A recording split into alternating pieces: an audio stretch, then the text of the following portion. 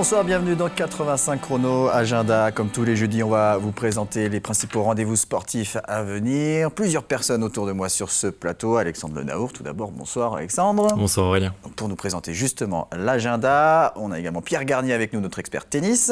Bonsoir Pierre.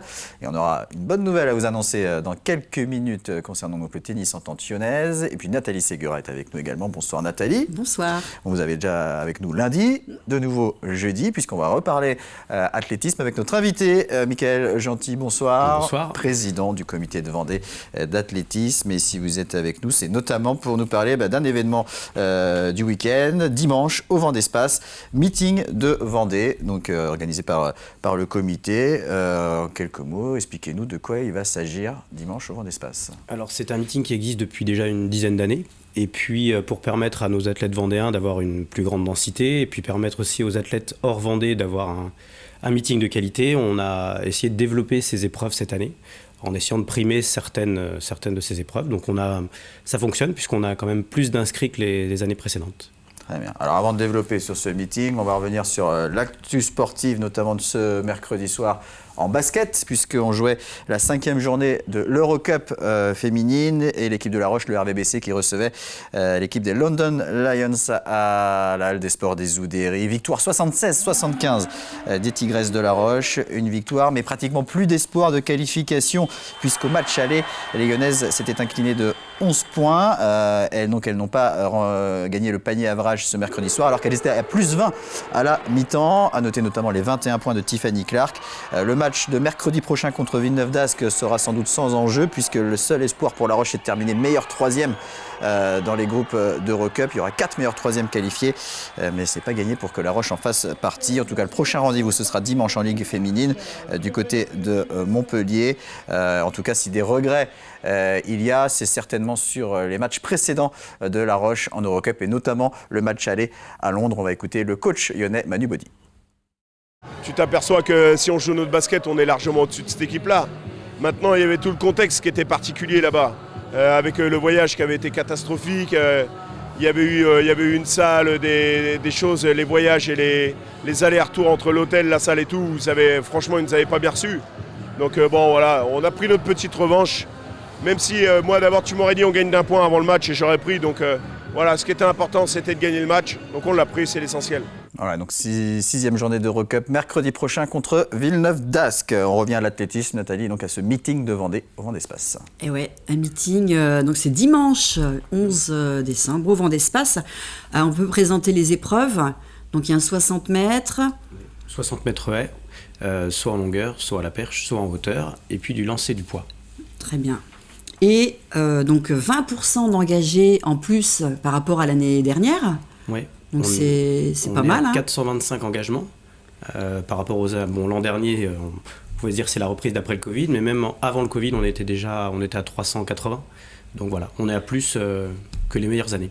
Ouais. Et il y a des épreuves vraiment très denses. Le 60 mètres, il y a 85 féminines engagées et 90 messieurs. C'est ça. On a des épreuves très denses, très ouvertes. Et puis après, il y a des épreuves plus élitistes. Mais ça, c'était une volonté de l'organisation aussi d'avoir un meeting qui va un peu plus haut, un peu plus loin dans certains concours. Ouais, donc ça commence dès 10h30 au Vendée-Space, donc ouvert au public, on peut y aller toute la journée.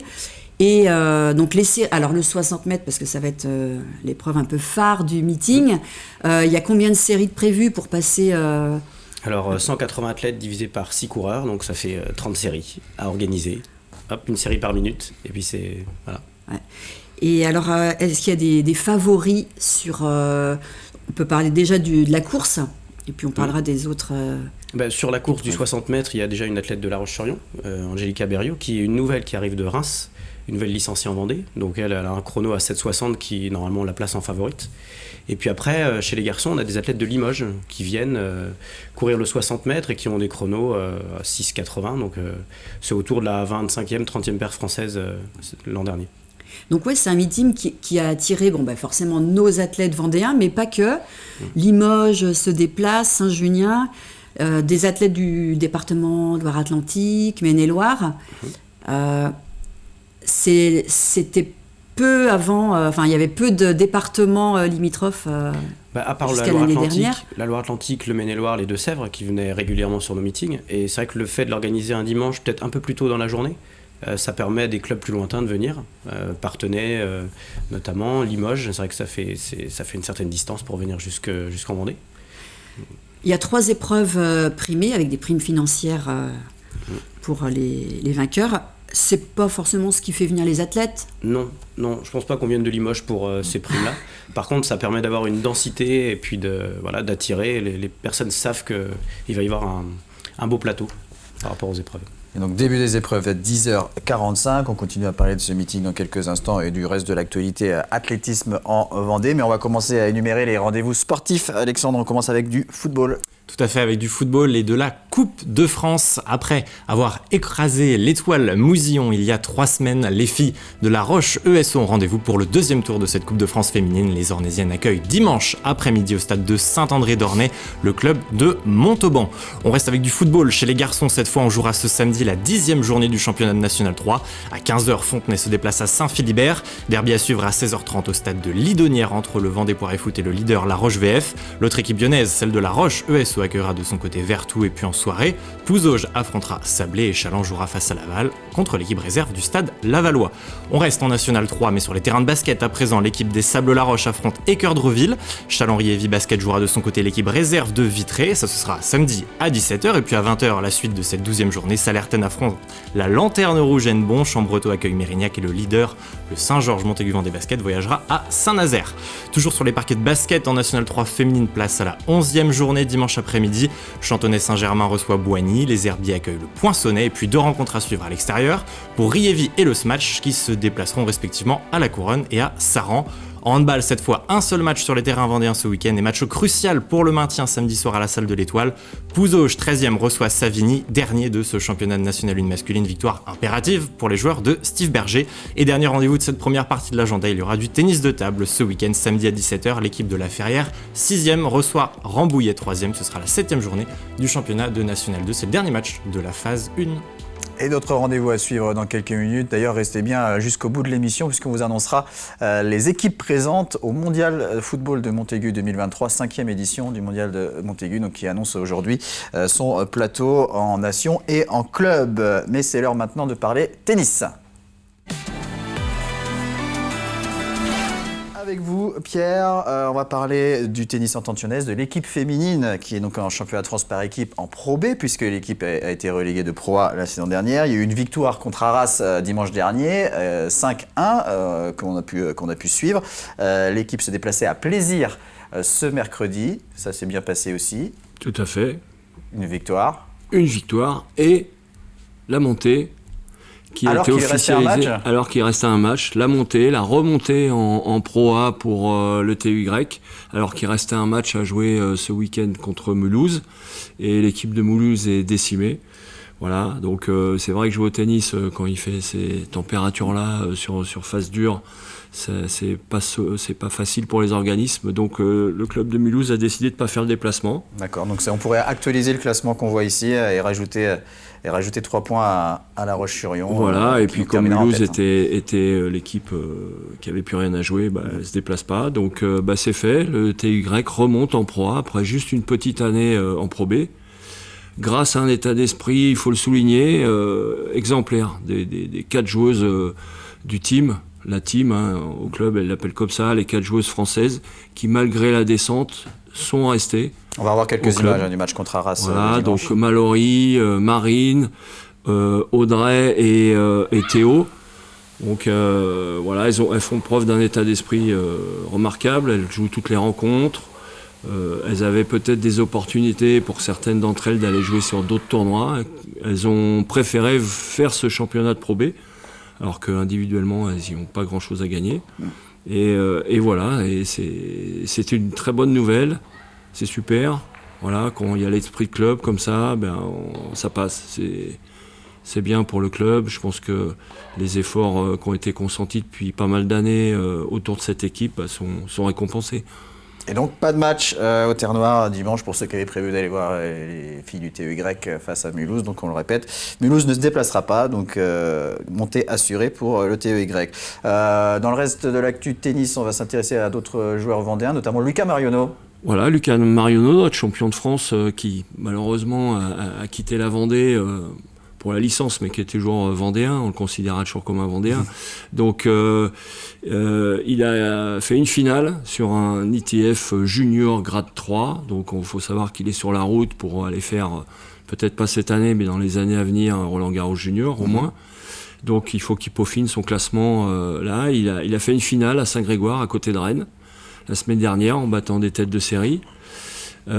Cette semaine, ils étaient avec Benjamin Martin, le pensionnaire de Montaigu, à Londres, à côté de Londres, dans la banlieue londonienne. Donc, premier tour pour Lucas, il jouait à tête de série numéro 5, malheureusement. Par contre, Benjamin Martin se hisse jusqu'en quart de finale, ce qui est un excellent résultat pour lui. Lui qui s'entraîne à Rennes, mais qui est toujours licencié à Montaigu. Donc ça, c'est vraiment super. Bon, les voyages forment la jeunesse, comme on dit. Donc et ils se donnent les moyens, ces deux jeunes-là, et c'est vraiment très bien aussi. Et une autre jeune. Et puis une autre jeune, Milana Chandelier, qui était au TC Sablé avant, qui maintenant s'entraîne avec Fiona Gervais à Saint-Jean-de-Mont, et qui était en CNGT. Alors CNGT, circuit des grands tournois nationaux de tennis, et qui a gagné à moins de 6. Donc c'est un bon résultat pour elle, qui est classée à 0, et elle aussi se donne beaucoup de moyens pour réussir à grimper dans la hiérarchie. Donc encore une fois, bravo à elle. Donc et la à ses jeunesse entraîneurs. tennistique vendéenne se porte bien. Voyage et se porte bien. Merci Pierre. On revient à l'athlétisme donc avec ce meeting de Vendée dimanche au Vendée Space à partir de 10h45. Michael Gentil, vous proposez un triathlon athlétique aux concurrents. Oui, alors c'est vrai qu'en période hivernale, normalement c'est un pentathlon, c'est 5 épreuves. Et puis pour les préparer, en fait, les heptathloniens ou les décathloniens, en fait, on leur propose d'associer 3 épreuves donc, sur notre meeting. Donc voilà, c'est pour ça qu'on a ouvert en plus à ces athlètes-là. Et il y a une épreuve, la perche. Il y a vraiment très peu d'inscrits. Ouais. Chez les hommes seulement, hein, la Ouais. perche. Ouais. Eh ben, la raison, c'est que la première barre, elle est à 3,80 m. Donc 3,80 m, c'est pas permis à tout le monde. Donc il n'y a que 12 inscrits, 11 inscrits même. Donc voilà. C'est aussi une volonté pour assurer un certain spectacle. Au moins, les athlètes n'attendent pas longtemps avant de sauter. Ils sont une dizaine et puis ça va être assez spectaculaire parce que parmi les athlètes, il y a un athlète à 5,41 m. Et puis il y a un Vendéen aussi, Baptiste Renaudin, qui vient aussi, qui est à 5,40 m. Donc voilà, on peut avoir un concours au-delà des 5 mètres en Vendée. Oui, donc du côté des Vendéens, pour la perche, donc Baptiste Renaudin, vous venez de le citer, et Simon Deschamps. Oui. Qui s'est engagé également sur... L'athlète. Lui, il est épreuve combinée. Et il répond justement aux critères qu'on a donnés, c'est-à-dire que lui, il est dans sa préparation, donc il va faire un 60 mètres haie, il va faire de la perche. La semaine dernière à Nantes, il a fait d'autres épreuves. Donc voilà, c'est pour répondre aussi à ces besoins-là. Et puis oui, c'est des épreuves qui sont diversifiées, puis qui sont un peu fun, quoi. Ça attire... Pour le public, je pense que ça va être spectaculaire, parce qu'ils vont pouvoir regarder à tous les coins de la salle et ça va être pas mal. Sur les haies aussi, il y a quand même du haut niveau. Donc tout ça sur un temps qui est assez réduit, sur 4 heures, ça va bouger un peu dans tous les sens. Donc du beau spectacle dimanche au Vendée Space. Du beau spectacle, il y en aura certainement aussi, on va se projeter un peu plus loin dans le calendrier. Le 8 janvier, c'est parti pour les crosses, c'est les départementaux de cross à la Réorte. Parlez-nous un peu du parcours. Oh là, pas facile. On a fait la reconnaissance au mois de février dernier. Donc c'est un parcours qui va être assez exigeant, pas mal de faux plats montants, faux plats descendants, beaucoup de virages, beaucoup de relances. S'il y a un petit peu de boue, ça peut être un beau cross. Et puis vu le niveau vendéen actuellement, il peut y avoir aussi un spectacle là aussi. Et en parlant de cross, j'imagine que vous allez suivre dimanche matin, juste avant le début du meeting, ces championnats d'Europe et le relais mixte avec Romain Mordet. On en parlait lundi avec Moustache, son entraîneur. Et Romain Mordet qui honore sa première sélection en équipe de France. Ouais, c'est mérité parce que Romain, c'est un athlète qui est en Vendée depuis Benjamin. Donc il a progressé au fur et à mesure des années. Et donc là, c'est une récompense pour lui d'être sélectionné. Championnat d'Europe, c'est une étape peut-être qui peut aller aussi plus loin à l'avenir. Et ce sera donc à 10h30, on le rappelle, dimanche matin, du côté de Turin, championnat d'Europe de cross relais mixte avec Romain Mornet. Les autres rendez-vous sportifs du week-end, Alexandre? Et on va rouvrir cet agenda donc avec du hockey sur glace. Ça se passera à la patinoire du complexe Arago, samedi à 18h30. C'est un duel de haut de tableau en division 3. Le Haut-Gly, toujours invaincu, affronte l'équipe de d'Anglet. Égalité de points entre les deux formations, mais les Lyonnais ont eux disputé un match en moins. Eux se répondront en tout cas coup sur coup sur les rings ce week-end. 2 jours de boxe au Sable d'Olonne. La salle Pierre de Coubertin ouvre ses portes pour le championnat de France Senior Elite. Place aux quarts de finale samedi et aux demi-finales dimanche pour les quelques 170 boxeurs attendus dans les 22 catégories en lice. Des rings au tatami, un rendez-vous de judo à vous communiquer, ça se passera dimanche matin. Tournoi interclub proposé par le Judo Jiu-Jitsu Club Pouzoget. Ils seront entre 400 et 500 judokas à pousser les portes du dojo, catégorie mini poussin, mini mais cadet à l'aréna de l'Étoile. Hors les murs, il y aura enfin des rendez-vous en extérieur ce week-end avec de la course à pied. Ça se passera du côté de Saint-Georges-de-Montaigu ce dimanche. Place au trail des Maines organisé par le Redland Aventure. 11, 16 ou 22 km au menu. Rendez-vous à la Maison de la Rivière dès 9h. L'autre rendez-vous de course du week-end, c'est celui de la course nature de la vie au Poiré-sur-Vie. Au programme, 16 km samedi soir et dimanche matin, ce sera au choix, 9, 16 ou 32 km. Départ depuis le complexe de la Montparière et puis l'épilogue de cet agenda du week-end. Le Jogging Club du Poiré-sur-Vie vous propose aussi de la marche nordique. Là aussi, ce sera dimanche matin dès 9h20, virée de 9 km ou bien parcours chronométré de 15 km. C'est une étape du challenge marche nordique de Vendée. Donc des événements course à pied au Poiré-sur-Vie à Saint-Georges-de-Montaigu ce week-end. Mais Nathalie, il y aura d'autres rendez-vous encore sur les week-ends suivants. Les week-ends suivants, le week-end du 18 décembre, le dimanche, la corrida des Pères Noël. Ça sera à Fontenay-le-Comte. Donc 5 ou 10 km au départ dans les rues de la ville. On peut s'inscrire sur Nichrome jusqu'au 17 décembre. Et puis ce même week-end, les courses du Père Noël aux herbiers, traditionnelle course, 31e édition. Bon, c'est déjà tout complet, hein. Il y a un 36, un 25, un 17 et un 10 km. Tout est complet. Il reste des inscriptions sur la 133 km, la Hotte. Voilà. Et puis des courses enfants, des crosses le dimanche après-midi, marche nordique. Et puis également 2 courses pour les personnes en situation de handicap, sport adapté. Très bien. Allez, on va reparler football avec tout d'abord la Coupe de France masculine cette fois. Alexandre, on en sait plus sur les 32e de finale. Et oui, effectivement, hein, les deux programmations sont tombées. Eh bien, c'était hier, la Châtaigneraie qui affronte le FC Lorient. Ça se passera dimanche à 15h30 et ce sera au stade Henri Desgranges à La Roche-sur-Yon, un match délocalisé donc. Et puis l'autre équipe qualifiée, les Rouges et Noirs, les Herbiers, ce sera un déplacement du côté de Pontivy le même jour, donc dans le Morbihan. Ce sera au stade du Faubourg de Verdun, peut-être avis aux amateurs qui souhaiteront se déplacer dans le Morbihan. Et autre info football, elle concerne le mondial de Montaigu qui va fêter sa 50e édition du 2 au 10 avril 2023. Et on connaît le plateau presque complet de cette 50e édition avec, pour cette année 2023, non pas 8 nations, mais 16 nations donc pour la catégorie nation garçons.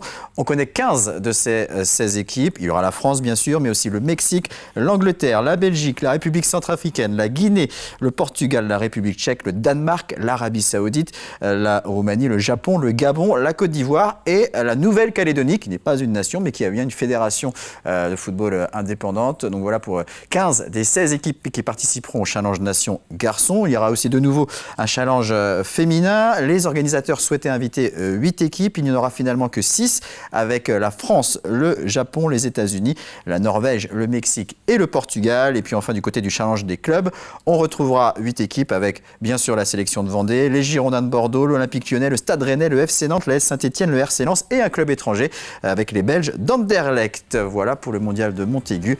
On va terminer cette émission avec une triste nouvelle. Nous avons appris le décès de Marc Chopin, décès survenu lundi dernier. Marc Chopin que vous avez pu voir à plusieurs reprises sur l'antenne de TV Vendée ou sur ce plateau.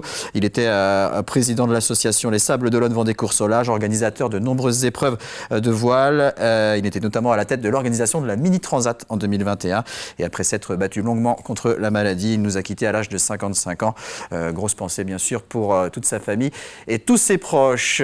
C'est ainsi que s'achève cette émission. Merci Mickaël Gentil. Merci. À bientôt. Bon courage pour ce week-end. Merci Pierre. Merci Nathalie. Merci Alexandre. Merci à vous de nous avoir suivis et rendez-vous lundi pour tous les différents rendez-vous de sport sur TV Vendée.